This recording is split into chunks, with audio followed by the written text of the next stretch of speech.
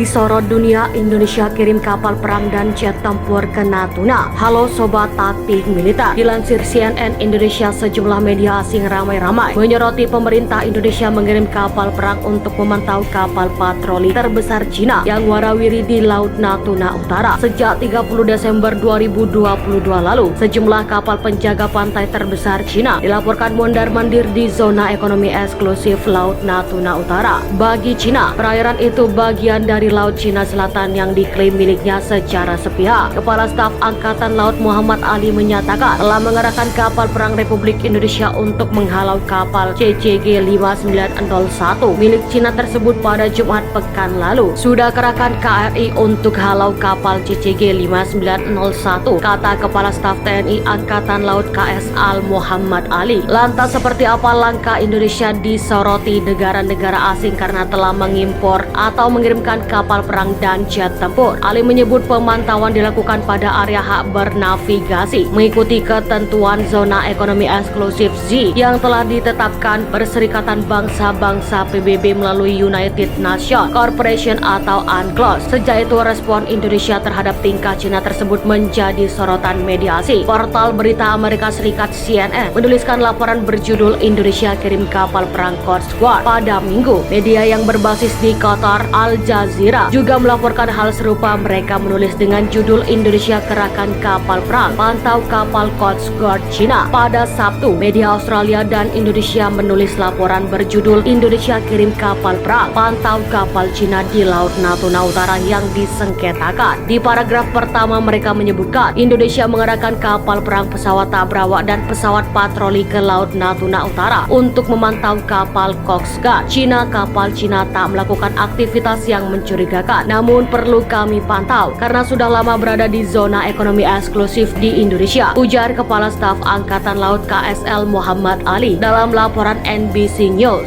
Sementara itu, sampai saat ini juru bicara Kedutaan Besar Cina di Jakarta. Sementara itu, Kedutaan Besar Cina tak segera memberikan komentar mengenai aktivitas kapalnya di Indonesia. Aktivitas tersebut, kapal Cina di Natuna Utara menjual usai Indonesia Ocean Initiative melalui AS melaporkan kepala CCG 5901 berlayar di Laut Natuna di dekat ladang Ghost Block Tuna. Selain itu, Yoji juga menyebutkan kapal Beijing beraktivitas di ladang minyak dan gas Vietnam Chim Sao sejak 30 Desember. Peneliti Yoyaj Imam Prakoso mengatakan kapal itu masih di Laut Natuna Utara per 12 Januari. Jadi bagaimana pendapat Anda? Silahkan komen di kolom komentar.